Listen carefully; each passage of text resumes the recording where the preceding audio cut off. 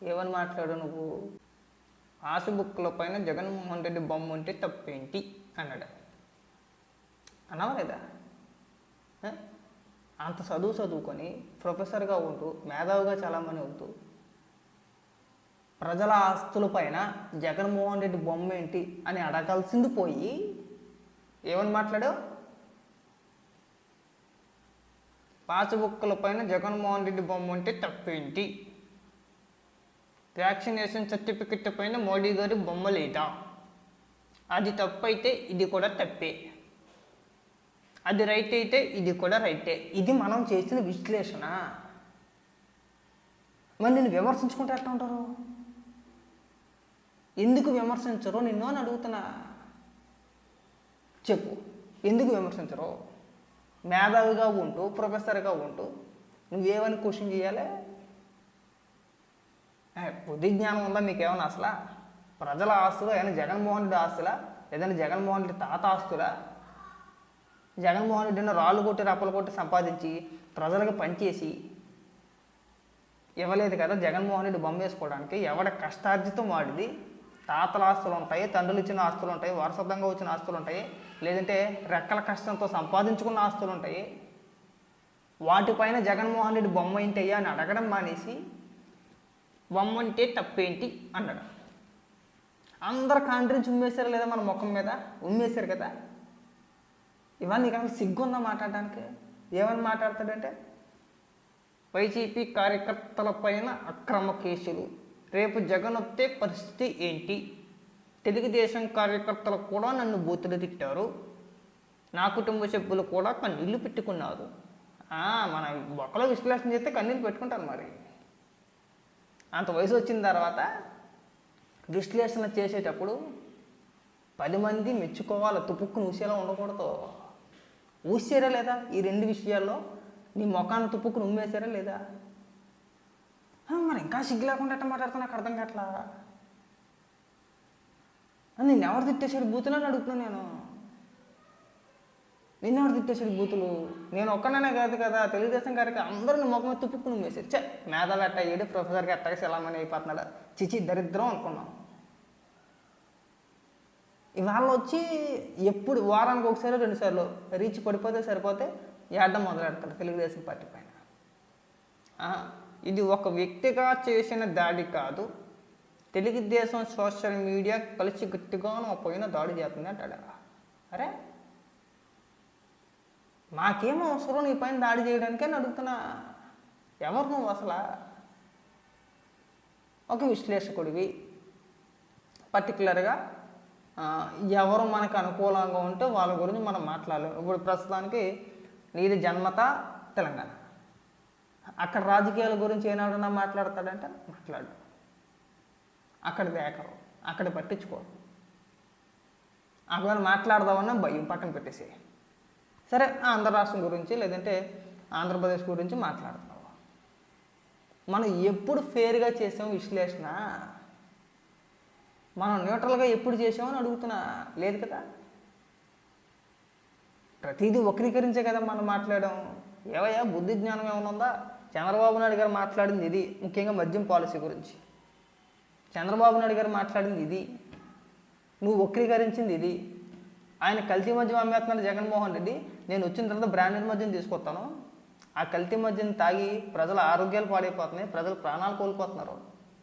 రీసెంట్గా జంగారెడ్డిగూడెం నల్లజర్ల దగ్గర ఒక 50 మంది 60 మంది చనిపోయారు కల్తీ మద్యం తాగి. సో నేను వచ్చిన తర్వాత బ్రాండెడ్ మద్యం తీసుకొస్తానంటే ఏమన్నాడు? ముందు చెప్పిందంతా వదిలేసి నేను వచ్చిన తర్వాత బ్రాండెడ్ మద్యం తీసుకొస్తాను అనే ముక్కను పట్టుకొని ఇది వైసీపీ వాళ్ళు కట్ చేసిన ఆ ట్రోల్ చేసిన వీడియో ఏదైతే ఉందో దాన్ని తీసుకొచ్చి విశ్లేషణ చేసేసావు. ఇక్కడ చేసావా లేదా? అన్ని తప్పులు మన వైపుని పెట్టుకొని పైగా నన్ను ఎవడు ఏం అనకూడదంటే అంటారు. మనం రాజకీయ విశ్లేషణ చేస్తున్నామండి. అప్పభయ అట్లా ఆడట్లేదు. ఇక్కడ రాజకీయ విశ్లేషణ చేస్తున్నాము. రాజకీయ విశ్లేషణ చేసినప్పుడు నువ్వు వక్రీకరించి మేధావిగా నీకు నువ్వు ముద్ర వేసుకొని ప్రజలపైన రుద్దేశారంతే. నేను మేధావిగాను ప్రొఫెసర్గాను ప్రజలపైన రుద్దేశారు. లేదంటే బొచ్చు నువ్వు మేధావి ఏంటి? ఉదాహరణ చెప్తే రీసెంట్గా ఏదో ఒక ఛానల్లో కూర్చొని ఒక ఇంటర్వ్యూ ఇచ్చాడు. ఎలన్ మస్క్కి ట్రంప్ గురించి వస్తే ఎలన్ మస్క్కి అంత సీన్ లేదు పోటీ చేసేదని మాట్లాడేసాడు. వాస్తవానికి జన్మత అంటే ఎలన్ మస్క్ సౌత్ ఆఫ్రికాలో పుట్టాడు. జన్మత అమెరికాలో పుట్టిన వారికి మాత్రమే ఆ అర్హత ఉంటుంది. అది చెప్పాలా? అది చెప్పలా? అది తెలియదు మనకి, మన మేధావి. ఎలన్ మస్క్ అంత సీన్ లేదు. ఆ సీన్ ఉందో లేదో కాదు క్వశ్చన్. అక్కడ ఆ క్వశ్చన్ ఏమని అడిగారు, దానికి సమాధానం ఏమని చెప్పాలి, వివరంగా చెప్పే ప్రయత్నం చేయాలి. అలా కాదమ్మా, ఎలన్ మస్క్ అమెరికాలో పుట్టిన వ్యక్తి కాదు, జన్మత ఆయన సౌత్ ఆఫ్రికాలో పుట్టాడు. అమెరికాలో అధ్యక్ష పదవికి పోటీ చేయాలంటే జన్మత అమెరికాలోనే పుట్టి ఉండాలి అని తగలాడాలి. మనం తగలడ్డామా? లేదు, అంత సీన్ లేదు. నువ్వు మేధావి, రోజు నీ పైన వీడియోలు చేయాలంటే రోజు చేయొచ్చు. యాచాతి ఏం తీస్తాం, ఏం మాట్లాడతాం, సిరాగ్గా నీ గురించి ఎందుకు మాట్లాడాలి? అలా ఏడితే వయసు అయిపోయిన తర్వాతని ఒక్క దాంతోనే ఆగిపోతున్నావు అంతే. ఇప్పుడు నువ్వు నా మీద కేసు పెట్టావు, ఒకవేళ నాకు నిజంగా నీ పైన దెబ్బదేగులు ఉండి నీ మీద కేసు పెట్టాలంటే నాకు ఎంతసేపు అని చెప్పు. కేసు పెట్టాలంటే పెట్టలేనా నేను? ఎందుకు పెట్టలేదు? ఆ కాస్త గౌరవం మనం నిలబెట్టుకోవాలి. ఉన్నదాన్ని కూడా పోగొట్టేసుకోకూడదు. నువ్వు కావాలని పెట్టు, నేను కావాలని పెట్టలేను. వెళ్ళి ఆ మర్యాద మనం నిలుపుకుంటే బాగుంటుందండి.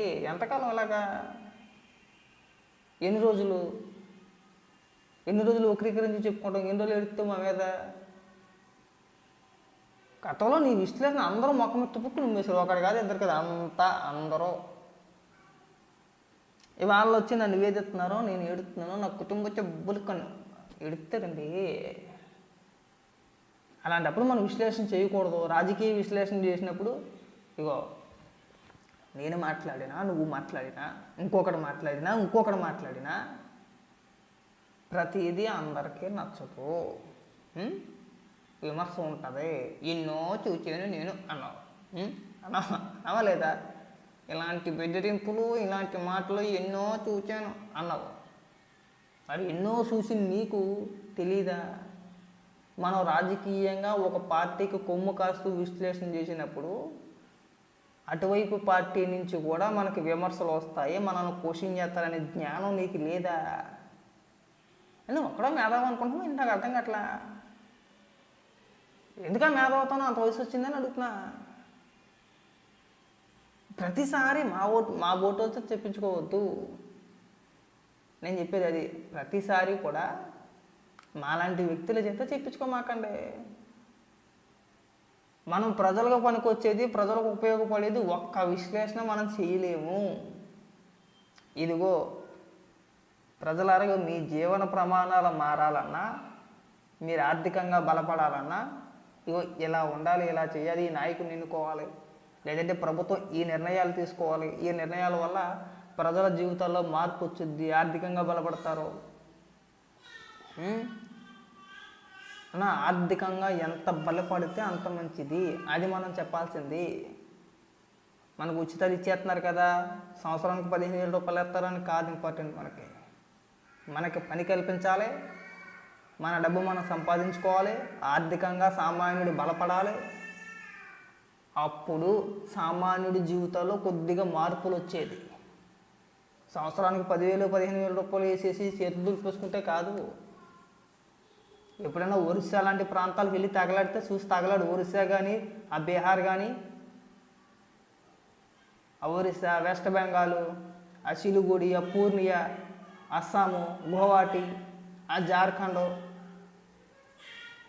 లేదంటే ఇలాంటి ప్రాంతాలకు వెళ్తే ఆ దుర్గాపూర్ లాంటి, కరగపూర్ దగ్గర నుంచి ఒరిస్సా దాటిన కానీ అంతే.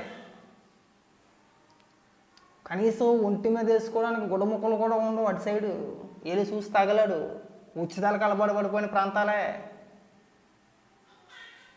ఉచితాలకు అలవాటు పడిపోయిన ప్రాంతాలు ఒకసారి చూసి తగలాడు. వెళ్తే తినడానికి సరైన తిండి ఉండదు.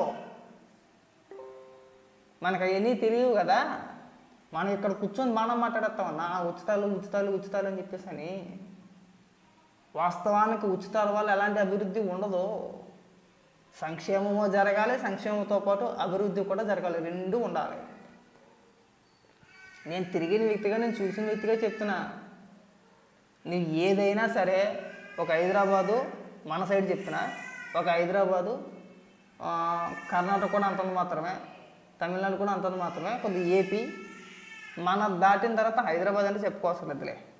ఆంధ్రప్రదేశ్ దాటిన తర్వాత నువ్వు ఎప్పుడైతే ఒడిశా బార్డర్లోకి ఎంటర్ అవుతావో అక్కడి నుంచి కనీసం వాళ్ళకి తినడానికి తిండి కూడా ఉండదు. ఉదాహరణకి దారి దోపిడీ కూడా ఎక్కువ.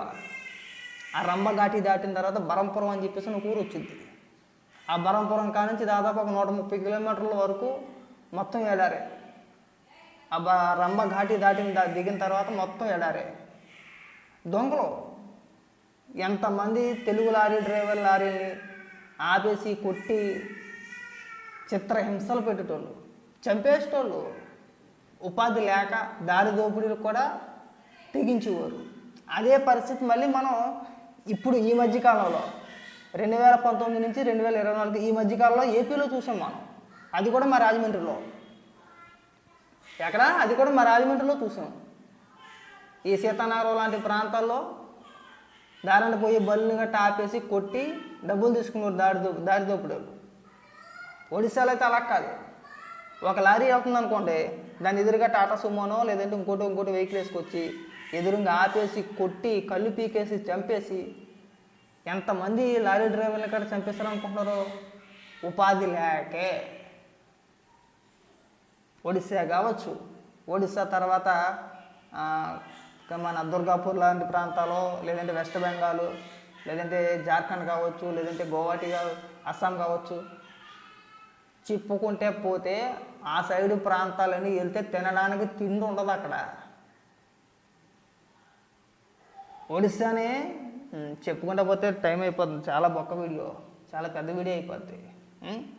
అది అభివృద్ధికి సంక్షేమ పథకాలకి ఉన్న తేడా అది. సంక్షేమం అభివృద్ధి రెండూ జరగాలి. కేవలం ఉచితాల మీదే ప్రజలు ఆధారపడిపోతే వాళ్ళు స్వతహాగా సంపాదించుకునే శక్తి ఉండదు. అక్కడ పని చేసుకుందాం అన్నా సరే పని ఉండదు. పని చేసుకుంటారు. ఒరిస్సా సైడ్ వాళ్ళు, ఆ బీహార్ వాళ్ళు వచ్చి ఏపీ తెలంగాణలో ఎందుకు పని చేసుకుంటారు అనుకుంటున్నాం? అక్కడ పనులు దొరక్కే, పరిశ్రమలు లేకే. అక్కడ వాళ్ళకి పరిశ్రమలు ఉండి పని పుష్కలంగా ఉంటే ఎక్కడికి వచ్చి పని చేయాల్సిన అవసరం వాళ్ళకి లేనే లేదు. అర్థమైందా?